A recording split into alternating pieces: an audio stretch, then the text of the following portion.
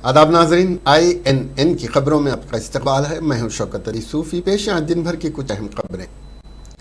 मुल्क का आम बजट पेश होने में सिर्फ एक हफ्ता बाकी रह गया। मरकज वजीर खजाना निर्मला सीतारमन 1 फरवरी 2022 को बजट पेश करेंगी, जहां 2014 में इख्तिदार में आने के बाद मोदी हुकूमत का ये 8वां बजट होगा। वहीं वजीर खजाना के तौर पर सीतारमन का चौथा बजट है। कोविड-19 वबाई अमराज की तीसरी लहर और बढ़ती हुई महंगाई के दरमियान इस बजट से अवाम की काफ़ी उम्मीदें वाबस्ता हैं। पार्लिमानी उमूर की वजारत के एडिशनल सेक्रेटरी जनरल ने एक खत में कहा कि सदर रामनाथ कोविंद दोनों ऐवानों से खिताब करके पार्लियामेंट में बजट इजलास का आगाज करेंगे, जबकि बजट सेशन का पहला निस्फ 31 जनवरी से 11 फरवरी तक चलेगा। दूसरा निस्फ 14 मार्च से 8 अप्रैल तक होगा। बजट को राज्यसभा में पेश करने से पहले पार्लियामेंट के ऐवान ज़ेरी में पेश किया जाएगा। ताहम बजट से एक दिन पहले मरकज़ की जानिब से पार्लियामेंट में इक़्तिसादी सर्वे भी पेश करने का इम्कान है। बजट इस साल एक ऐसे वक्त में आ रहा है जब हिंदुस्तानी मईशत कोविड-19 वबाई अमराज से मुतासिर होने के बाद बहाली की राह पर गामजन है। रिजर्व बैंक ने मौजूदा माली साल के लिए GDP की शरह नमू की पेशगोई 9.5% पर बरकरार रखी है, लेकिन खबरदार किया है कि इक़्तिसादी बहाली अभी उतनी मजबूत नहीं है कि खुद को बरकरार रखने और पायदार हो। नतीजे के तौर पर GDP का तखमीना एक अहम नंबर होगा जिसका इंतज़ार करना है। मरकज़ी वज़ीर ख़जाना निर्मला सीतारमन ने गुज़िश्ता माह रियासतों और मरकज़ के ज़ेर इंतज़ाम के वज़राए ख़जाना और यूनियन टेरिटरीज़ से इलाक़ों के साथ बजट से पहले की मुशावरती मीटिंग की सदारत की थी। तेलंगाना हाई कोर्ट ने मंगल के रोज़ रियासत में अवामी मकामात पर मास्क के उसूल के निफाज और जिस्मानी फासला बरकरार नहीं रखने पर बरहमी का इजहार किया। अदालत ने रियासत में कोविड-19 की सूरत हाल के बारे में इस्तफसार किया और उसे बदकिस्मती करार दिया। कोविड-19 के रियासत में इक़दाम को नाफिज किया जा रहा है। दरख्वास्त गुजार के वकील ने अदालत को बताया कि हुकूमत गलत आदाद व शुमार फराहम कर रही है। दरख्वास्त गुजार के वकील ने कहा कि घर घर सर्वे के दौरान बुखार में मुब्तला तकरीबन 1,70,000 अफराद की शनाख्त की गई, जो इन्फेक्शन के फैलाव की शिद्दत को वाज़ेह तौर पर ज़ाहिर करते हैं। उन्होंने मजीद कहा कि आइसोलेशन किट में ऐसी कोई दवा नहीं है जो बच्चों को दी जाती है। उस पर जवाब देते हुए एडवोकेट जनरल प्रसाद ने कहा कि हुकूमत रियासत की सूरत हाल की बुनियाद पर बरवक्त इक़दाम कर रही है। समाअत के दौरान रियासत के सेहत आमा के डायरेक्टर ने कोविड-19 की रियासत में सूरत हाल पर एक रिपोर्ट भी पेश की। दलाइल के बाद अदालत ने GHMC और महकमे सेहत को क़वायद पर सख्ती से अमल आवरी करने की हिदायत दी और हेल्थ डायरेक्टर को हिदायत दी कि वह आइंदा समाअत में रियासत की सूरत हाल पर वजाहत पेश करे और मामले की समाअत 28 जनवरी तक के लिए मुलतवी कर दी। रियासती गवर्नर डॉक्टर तमिलिसाई सौंदरराजन ज़राए के मुताबिक कल 26 जनवरी यौम जमहूरिया के मौके पर राजभवन में कौमी परचम लहराएंगी। इस मरतबे बाग़ आमा पब्लिक गार्डन की बजाय कोरोना वबा और कोरोना केसेस में इजाफे को देखते हुए यौम जमहूरिया तकारीब का राजभवन में निकात अमल में लाया जा रहा है। वाज़ेह है कि कोरोना वबा से कबल यौम जमहूरिया तकारीब का इनेकाद परेड ग्राउंड वाक़ सिकंदराबाद पर बड़े पैमाने पर अमल में लाया जाता था।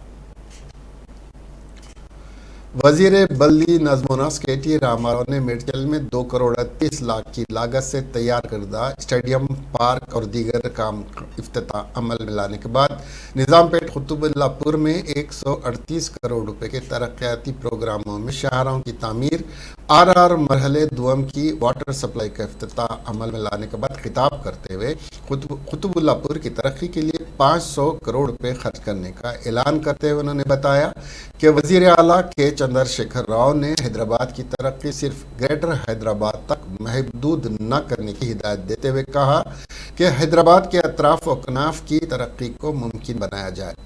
उसके तहत कुतुबुल्लापुर, निज़ामपेट, शेरलिंगमपल्ली, हयात नगर और राजेंद्र नगर और दीगर इलाक़े जात की तरक्की को मुमकिन बनाया जाएगा। उन्होंने बताया कि बहुत जल्द हैदराबाद और अतराफ व कनाफ में रोज़ाना पीने के पानी की सरबराही को मुमकिन बनाया जाएगा। इस मौके पर रियासती वजीर वज़रा मल्ला रेड्डी, इंदिरा करण रेड्डी और टीआरएस रुकन असम्बली व कौंसिल भी मौजूद थे। ఆ క్రమంలో మౌలిక వసతులు పెంచాలి, ప్రజల కనీస అవసరాలు తీర్చాలి అనే గౌరవ ముఖ్యమంత్రి కేసీఆర్ గారి ఆలోచన ఏదైతే ఉందో దానికి అనుగుణంగానే మనం పోయిన టర్మ్లో ఒక 2000 కోట్ల రూపాయలతో మొత్తం శివారు ప్రాంతాలు జీహెచ్ఎంసీలో విలీనమైన శివారు ప్రాంతాల్లో 2000 కోట్ల రూపాయలతో, అదేవిధంగా ఔటర్ రింగ్ రోడ్డు లోపల ఉండే మరి కొన్ని గ్రామాలు మున్సిపాలిటీల్లో దాదాపు 800 కోట్ల రూపాయలతో ఆనాడు మంచినీళ్ళ ప్రాజెక్టు తీసుకున్న తర్వాత గౌరవ ముఖ్యమంత్రి గారికి మల్లారెడ్డి గారు, వివేక్ గారు, రాజు గారు, వాణిదేవి గారు అందరూ కలిసి ఒక ప్రతిపాదన పెట్టినారు. ఏమన్నారంటే ఔటర్ రింగ్ రోడ్ లోపల ఉండే దాదాపు 1000 గేటెడ్ కమ్యూనిటీలు కానీ అపార్ట్మెంట్లు కానీ వారికి కూడా మనం మంచినీళ్ళు ఇవ్వాల్సిన అవసరం ఉంది.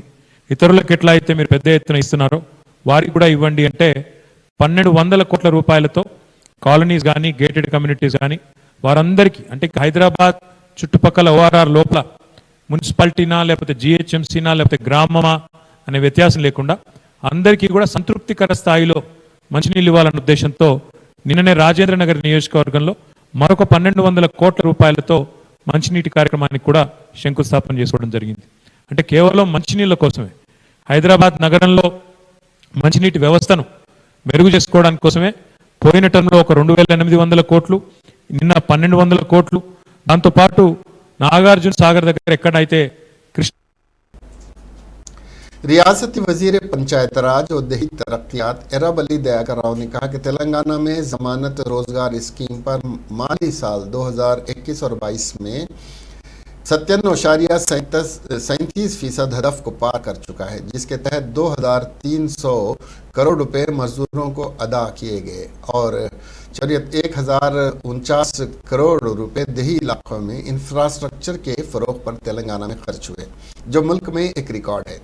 आज पंचायत राज ऑफिसर्स एसोसिएशन की डायरी और कैलेंडर की रस्मी इजरा के बाद खिताब करते हुए वजीर पंचायत राज ने ओहदेदारों को मुतनबा किया कि वो फराइज की अंजामदेही में लापरवाही न करें, क्योंकि वजीर आला के चंद्रशेखर राव रियासत की तरक्की के मामले में किसी भी कोताही को बर्दाश्त करने तैयार नहीं हैं। दयाकर राव ने कहा कि देही इलाकों की तरक्की में तेलंगाना उस वक्त मुल्क भर में सरे फहरिस्त है और हुकूमत देही इलाकों में सहूलतों की फराहमी के लिए फंड्स को रुकावट बनने नहीं देना चाहती है।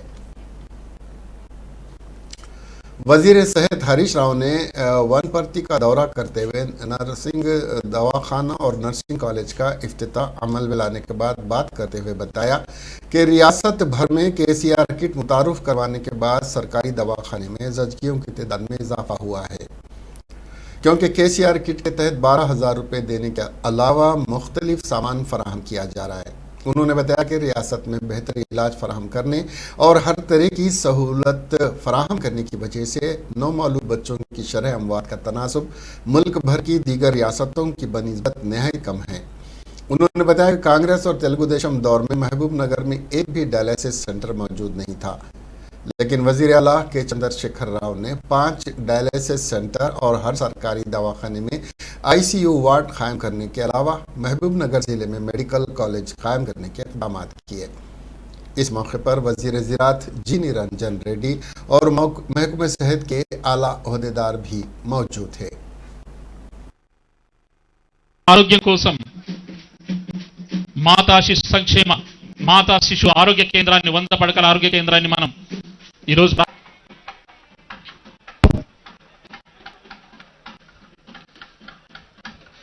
మన వనపర్తి పట్టణ ప్రజల అందరి సమక్షాన ఈ కార్యక్రమానికి విచ్చేసినటువంటి మన ముఖ్య అతిథులకి, ఇతర ప్రజాప్రతినిధులకి, శాసన మండలి సభ్యులకి, శాసన సభ్యులకి, ప్రతి ఒక్కరికి కూడా పేరు పేరున హృదయపూర్వకంగా ఆహ్వానం పలుకుతూ వారికి ధన్యవాదాలు తెలియజేసుకుంటున్నా.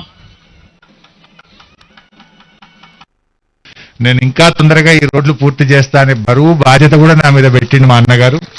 తప్పకుండా సంపూర్ణమైనటువంటి సహకారం అందిస్తాం. వారికి గౌరవ ముఖ్యమంత్రి గారి యొక్క పూర్తి ఆశీస్సులు మా నిరంజనకు ఉంటాయి. మొన్న ముఖ్యమంత్రి గారి పర్యటన సందర్భంగా నాకు తెలిసి మా అన్నగారు దాదాపు ఒక 1000 కోట్ల రూపాయల శాంక్షన్స్ తీసుకున్నాడు. సో కరోనా వల్ల కొంత వాయిదా పడ్డా, బట్ రావాల్సిన అన్ని శాంక్షన్స్ కూడా యుద్ధ ప్రాతిపదికన అంగుళం అంగుళం అడుగు అడుగున ప్రతి సెక్షన్లో కూడా ఫైల్ను మానిటర్ చేసి తెప్పించి తన ప్రజలకు అందించాలనే తపన ప్రతి క్షణం ప్రతి అడుగులో నేను అన్నగారి దగ్గర చూస్తూ ఉంటాను. చాలా సంతోషం. ఈరోజు 17 కోట్ల రూపాయలతోని 180 పడకల మాతా శిశు సంక్షేమ ఆసుపత్రిని మన వనపర్తి పట్టణంలో ఈరోజు ప్రారంభించుకోవడం జరిగింది. అదేవిధంగా ఒక ఎస్ఎన్సియు కేంద్రం, మనము అప్పుడే పుట్టినటువంటి పిల్లలను బాగు చేయడం కోసం, శిశు మరణాలు తగ్గించడం కోసం మన రాష్ట్రంలో ఈ ప్రత్యేక నవజాత तेलंगाना में रात का कर्फ्यू नहीं होगा क्योंकि कोविड-19 का इन्फेक्शन का फैलाव शदीद नहीं है। तेलंगाना के पब्लिक हेल्थ डायरेक्टर डॉक्टर जी श्रीनिवास राव ने कहा। उन्होंने मजीद कहा कि रात के कर्फ्यू की ज़रूरत नहीं है। अगर तमाम अजला में मुस्बियत के शरह 10% से तजावुज़ कर जाए और इस वक्त रियासत में मुस्बित की शरह 316% है। तेलंगाना के महकमे सेहत ने कोविड-19 की रियासत में सूरत हाल पर एक रिपोर्ट हाई कोर्ट में पेश की, जिसकी आज समाअत हुई। उस वक्त ग्रेटर हैदराबाद म्यूनसिपल कॉरपोरेशन हुदूद में मुस्बित केसेस की शरह 4.26% है। तेलंगाना में मेदक जिले में मुस्बित शरह 6.45% और सबसे कम कोत्तागुडे में 1.14% है। आईसीयू और ऑक्सीजन बेड्स की तादाद 61% है। रिपोर्ट में कहा गया है कि इन्फेक्शन के फैलाव को रोकने के लिए एहतियाती तदाबीर के तौर पर 31 जनवरी तक रियासत में अवामी मुकामात पर लोगों के जमा होने पर पाबंदी आयद है। वायरस से मुतासिर अफराद की शनाख्त के लिए घर घर जाकर बुखार सर्वे भी किया जा रहा है। अब तक 1.78 लाख आइसोलेशन किट्स तकसीम की गई हैं और 59% वैक्सीन 18 साल से कम उम्र और तकरीबन 2.16 लाख लोगों को दी गई है।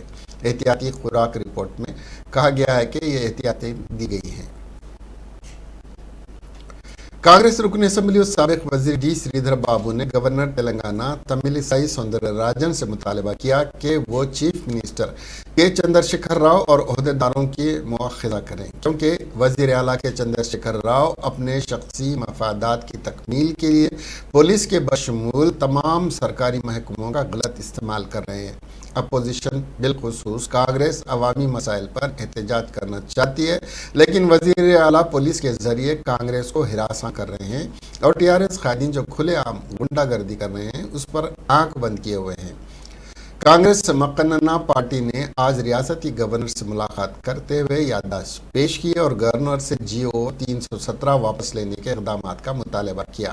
कायद कांग्रेस मकन्ना मल्लू भट्टी विक्रमार्का और टी जीवन रेड्डी की क़ियादत में गवर्नर से मुलाकात करते हुए रियासत में सरकारी मुलाजमीन और असातिज़ा की हालत ज़ार से उन्हें वाकिफ़ करवाया।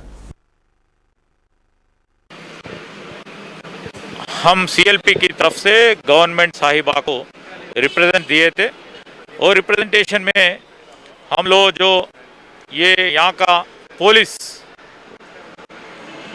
ये राष्ट्र सरकार में पुलिस किस तरह अपोजिशन पार्टीज खासकर कांग्रेस पार्टी का हमारे कैडर को, हमारे लीडर्स को, हमारे MLAs को, हमारे MLCs को और MPs को किस तरह लोगों के मुद्दों के ऊपर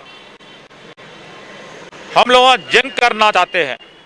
ये राष्ट्र सरकार जो बहुत सारे पॉलिसी इश्यूज लाया है वो पूरी तरह आम आदमी के अपोजिशन में ये राष्ट्र सरकार चला रही है। इसके पीछे हम लोग जो जब चाहे जब धरना, नहीं तो लोगों के आवाम के लिए हम लोग जो चाहे धरना करने के लिए ये राष्ट्र सरकार के आंखें खोलने के लिए जो करना चाहते हैं, पुलिस की मशीनरी को यूज करके ये राष्ट्र सरकार पुलिस को एक तरफ काम करने के लिए हर वक्त पे इंस्ट्रक्शन दे रही है। ये पुलिस जो DGP साहब कहते हैं, ये राष्ट्र सरकार के CM कहते हैं, कह रहे हैं 2-3 साल से फ्रेंडली पुलिस बोल के, ये फ्रेंडली पुलिस केवल friendly to TRS party, friendly to TRS party leadership हो रही है। इसकी सब सबूतों के साथ बहुत सारे 2014 से 2014 से लेके अभी तक जितने भी मर्डर्स हुए, जितने भी रेप्स हुए, जितने भी लोगों के साथ अन्याय हुए, उसके पीछे जिन जिन टीआरएस लोग हैं, वो टीआरएस लोगों के ऊपर सरकार, ये पुलिस एक्शन नहीं ले रही है। परसों भी जो कोत्तेगुड़म एमएलए साहब का बेटे का हुआ, उसके पहले मंत्री कॉन्स्टिट्यूंसी में 2 एडवोकेट्स को मिड आफ्टरनून कत्ल कर दिए थे, और उससे पहले हजारों ऐसा मिसाल है। इसके ऊपर रुकने कौमी आमिला तेलुगुदेशम पार्टी रावेला चंद्रशेखर रेड्डी ने हुकूमत पर इल्ज़ाम आयद किया कि जीओ 317 को रियासत में ज़बरदस्ती लागू किए जाने के बाद तकरीबन 9 सरकारी मुलाजिमीन ने खुदकशी के जरिए न सिर्फ अपनी जानों की ज़ाय किया बल्कि अपने ख़ानदान को भी बेघर कर दिया। चंद्रशेखर रेड्डी ने आज राजभवन में गवर्नर तेलंगाना तमिलिसाई सौंदरराजन से मुलाकात करते हुए जीओ 317 को मुअत्तल करने का मुतालबा किया, चूँकि इस जीओ के बाद सरकारी मुलाजमीन और असातिज़ा में बेचैनी है। मुलाजमीन ज़हनी दबाव में मुब्तला हैं, जिसके बाद वो अपने फ़राइज़ खुश असलूबी से अंजाम देने से कासिर हैं।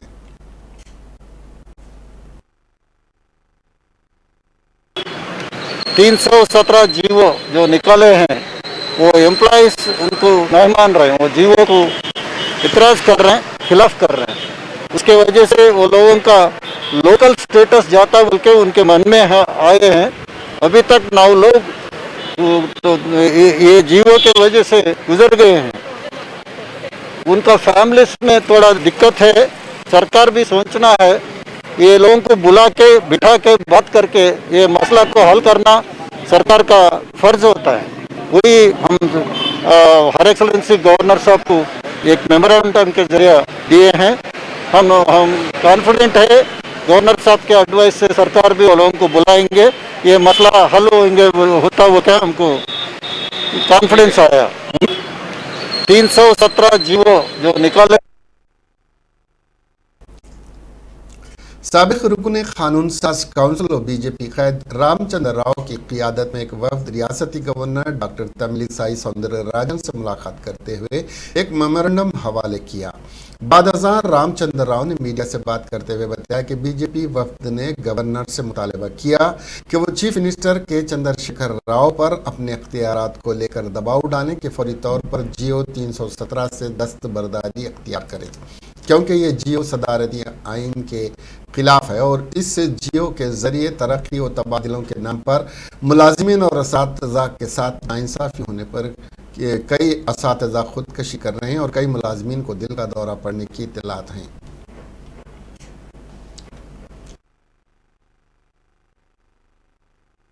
इस 317 जीओ को हटाकर एक ट्रांसफर पॉलिसी को फिर से पुनः विचार किया जाए। इस पर आज हमने गवर्नर को हमारी तरफ से एक रिप्रेजेंटेशन दिए थे Bharatiya Janata party legal cell की तरफ से। ऑनरेबल गवर्नर को हमने ये बताया कि इस जीओ के कारण जो लोग अपना स्थानीयता जो है, जहाँ नेटिविटी जिनका है, वो अपना स्थानीयता खो रहे हैं, अपना सीनियरिटी खो रहे हैं और उनके प्रमोशन चांसेस भी खो रहे हैं।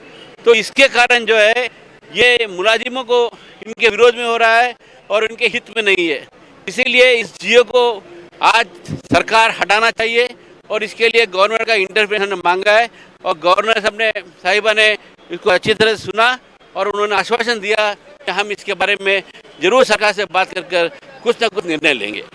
इस 317 सदर तेलंगाना किसान कांग्रेस अविनाश रेड्डी ने हुकूमत से मुतालबा किया कि वो रियासत में गैर मौसमी बारिश और कीड़ों से तबाह होने वाली मिर्च की फसल के किसानों को फी एकड़ 50,000 रुपये मुआवजा अदा करे। आज मीडिया से बात करते हुए अविनाश रेड्डी ने कहा कि रियासत में 2 लाख एकड़ पर फैली हुई मिर्च की फसल तबाह हो गई है। ना ही रियासती हुकूमत और ना ही वजीर ज़राअत ने इस जानिब तवज्जो दी और न किसी किस्म की राहत फराहम करने का तयक़ुन देते हुए किसानों को भरोसा दिया। अविनाश रेड्डी ने कहा कि अगर ये बेहिसी हुकूमत किसानों का ख्याल ना करती है तो किसान कांग्रेस बड़े पैमाने पर एहतजाज मुनज़्ज़म करेगी।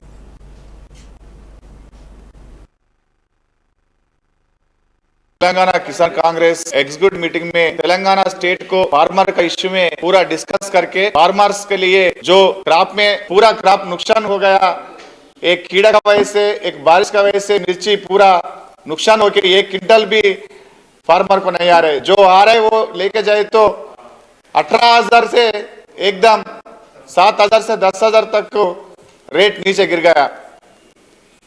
इतना हुए तो भी गवर्नमेंट कुछ भी मिर्ची फार्मर्स को कुछ भी नहीं कर रहे। एक हेलीकॉप्टर में आके हवा में बोल के गया एग्रीकल्चर मिनिस्टर, अभी तक एक बात भी नहीं बोले, वो फार्मर्स को मिर्ची फार्मर्स को कुछ देते बोल के अभी तक नहीं बोले।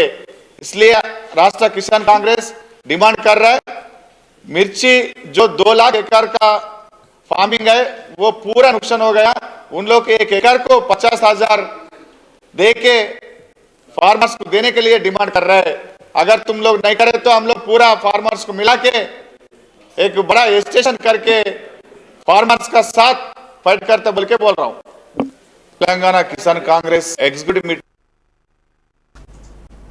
सदर टीडीपी महिला सेल व कौमी तर्जुमान टीडीपी ज्योत्ना त्रिंगारी ने गवर्नर तेलंगाना तमिलिसाई सौंदर्य राजन से ख्वाहिश की कि वो अपना असर इस्तेमाल करते हुए जियो 317 पर रोक लगाने के इक़दाम करें, क्योंकि रियासती हुकूमत दावा कर रही है कि जियो 317 सदर जमहूरिया हिंद के ताबे है, लेकिन जियो के फ़िक्रे 23 और 24 सरासर सदारती अहकामात की खिलाफ वर्जी पर मबनी हैं। सदर टीडीपी महिला कांग्रेस आज राजभवन के पास INN से बात करते हुए कहा कि इस जियो से सरकारी मुलाजिमीन की नींदें हराम कर दी हैं।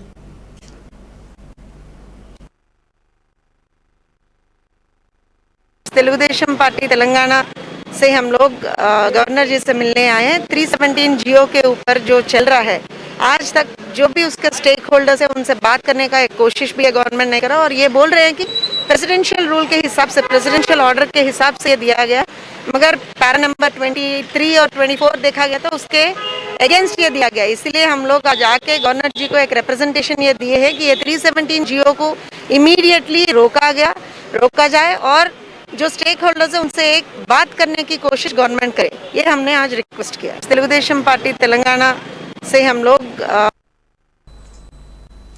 Chief electoral officer Telangana S Goyal ने अपने ऑडियो पैगाम में तेलंगाना की अवाम और राय दहिंदों को 12वीं कौमी यौम राय दहिंदगान पेश करते हुए बताया कि साल में 2021 में मुनक्किद होने वाले ग्रेजुएट MLC इंतखाबात, नागार्जुन सागर, हुजूराबाद और दीगर इंतखाबात में पोलिंग फीसद नहायत ही बेहतर रहा। तवक्को है कि मुस्तकबिल में मुनक्किद होने वाले इंतखाबात में भी रायदही का फीसद मज़ीद बेहतर रहेगा, क्योंकि जमहूरियत में इंतखाबात कलीदी हैसियत रखते हैं। उन्होंने इस बात पर मसरत का इजहार किया कि 2022 में शुरू किए गए फहरिस्त राय दहिंदगान में बड़े पैमाने पर नाम दर्ज किए जा रहे हैं और इसके लिए इलेक्शन कमीशन की जानिब से बेमिसाल कोशिशें की जा रही हैं। कोरोना के वसूल के पाबंदियों के बावजूद जारिया साल 5 लाख राय दहिंदों के नाम शामिल करने के इक़दाम किए। उन्होंने अवामुन्नास से अपील की कि वो अपने नाम फहरिस्त राय दहिंदगान में शामिल करें और किसी भी इंतखाबात के मौके पर हक़ राय दही से इस्तेफादा करें।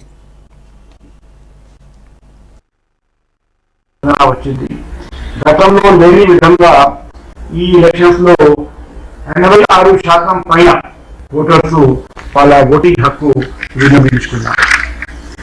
12 MLC లోకల్ అథారిటీ సీట్స్ ఈ జరిగిన ఎలక్షన్స్ లో కూడా 90% పైన ఓటర్స్ వాళ్ళు వచ్చి ఓటు వేశారు. రివిజన్ ఆఫ్ ఎలక్టోరల్ రూల్స్ సమయంలో కూడా ఓటర్స్ దగ్గర నుంచి చాలా మంచి స్పందన వచ్చింది. గత సంవత్సరంలో 1,07,000 పైన కొత్తగా 18-19 సంవత్సరంలో ఉన్న ఓటర్స్ వాళ్ళు ఎలక్టోరల్ రోల్స్ లో రిజిస్ట్రేషన్ చేసుకున్నారు. ఈ కొత్త ఓటర్స్ ని ఈరోజు నేను ఎలక్షన్ కమిషన్ తరఫు నుంచి స్వాగతం చేస్తున్నాము. వాళ్ళందరికీ ఈ సంవత్సరము epic cards, voter guide, voter pledge కూడా స్పీడ్ పోస్ట్ ద్వారా పంపడం జరిగింది. ఈ సందర్భంగా నేను మళ్ళీ आंध्र प्रदेश बीजेपी के रियासती सदर सोमू वीराराजू ने कहा कि आंध्र प्रदेश हुकूमत माली मजबूरियों के साथ जद्दोजहद कर रही है और अपने मुलाजमीन को तनख्वाहें भी अदा नहीं कर पा रही है। उन्होंने मुलाजमीन को सड़कों पर लाने पर हुकूमत को तनकीद का निशाना बनाया। बीजेपी रहनुमाओं ने रियासत में मुलाजमीन की जद्दोजहद की हिमायत में हुकूमत के रवैये के खिलाफ विजयवाड़ा में एहतजाज किया। इस मौके पर सोमा वीराराजू ने पीआरसी जियो को फौरी तौर पर ख़त्म करने का मुतालबा किया और वाज़ेह किया कि बीजेपी मुलाजमीन की जद्दोजहद की मुकम्मल हिमायत करती है। दूसरी तरफ सोमू वीराराजू ने एतराज़ किया कि आमदनी के तमाम ज़राए हुक्मरान जमात के पास चले गए हैं। बीजेपी के सरबराह और साबिक वजीर कन्नड़ लक्ष्मी नारायणा ने कहा कि तमाम निज़ाम और इदारों को मुबैना तौर पर चीफ मिनिस्टर जगन ने तबाह कर दिया है और इल्ज़ाम लगाया कि कानकुनी और शराब के कारोबार मुनाफे में चल रहे हैं। दरअसल साबिक वजीर आदि नारायण रेड्डी ने इल्ज़ाम लगाया कि गोडेव अड्डा में कैसीनो चलाने के लिए मुकदमा दर्ज किए गए थे। उन्होंने हुकूमती मुशीर सज्जला रामकृष्ण रेड्डी पर तंज करते हुए कहा कि वो तमाम महकमों के वजीर बन गए हैं।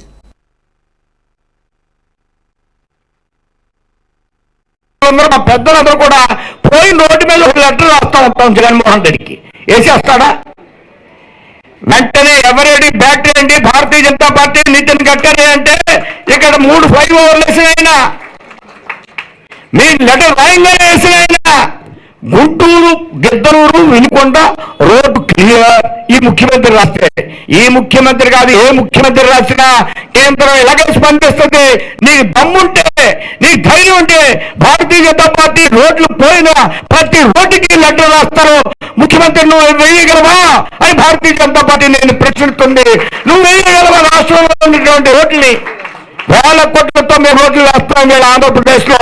ఈ రాష్ట్రాన్ని పరిపాలిస్తున్న పార్టీ, ఈ రాష్ట్రాన్ని నడుపుతున్నటువంటి వ్యక్తి. मुंबई के एक मोमेर शख्स को हैदराबाद पुलिस ने 14 साल लड़की को उसकी देखभाल के लिए 3 लाख रुपए में खरीदने की कोशिश करने पर गिरफ्तार कर लिया। पुलिस ने इतवार की रात बालापुर से लड़की की मां और दादी समेत 8 लोगों को हिरासत में ले लिया। पुलिस ने बताया कि सैयद अल्ताफ अली ने 6 साल कबल अपनी बीवी को 61 साल बीवी को तलाक दी थी और वो उसकी देखभाल के लिए एक नौजवान लड़की की तलाश में था। अली के कुछ दोस्तों ने बालापुर के अकील अहमद से मिलवाया, जिसको एक नाबालिग लड़की मिली। वो लड़की की मां और दादी से मिला। उन्होंने अपनी बेटी को देने के लिए 5 लाख रुपए का मुतालबा किया। ताहम अली ने कहा कि वो 3 लाख रुपए से ज़्यादा अदा नहीं करना चाहता और माहिदा नहीं हो सका। बाद में लड़की के घर वाले माली परेशानियों में पड़ गए जब उनके चचा का हादसा हुआ गया और उसे पैसों की ज़रूरत थी। वालिदा ने दोबारा अली से रब्ता किया और 3 लाख रुपए में लड़की को फ़रोख्त करने पर रजामंदी जाहिर की। जब अली ने बालापुर में ख़ानदान से सौदे को हतमी शक्ल देने के लिए मुलाकात की तो पुलिस ने उसे और 8 दीगर अफराद को लड़की खरीदने के इल्ज़ाम में गिरफ्तार कर लिया और बुजुर्ग शख्स के खिलाफ IPC की धारा 511 दफ़े 370 और दफ़े 370 की एक्ट 17 और पॉस्को गैर अखलाकी ट्रैफिक रोकथाम एक्ट की दफ़े 3 और 5 के पिता के तहत मुकदमा दर्ज करके उसे गिरफ्तार किया।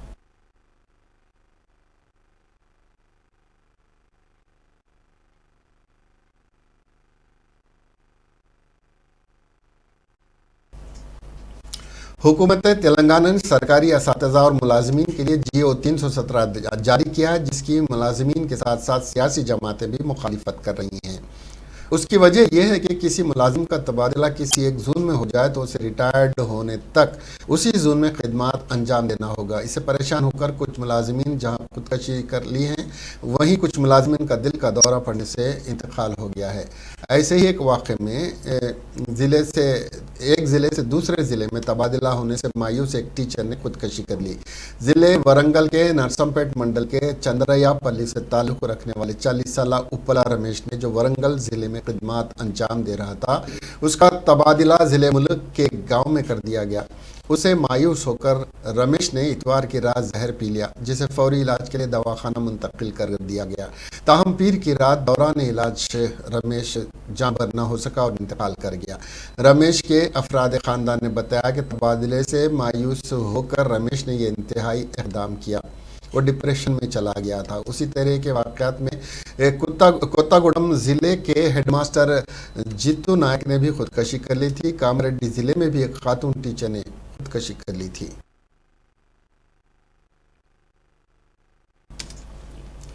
इसके साथ ही ये खबरें यहीं ख़त्म हुई।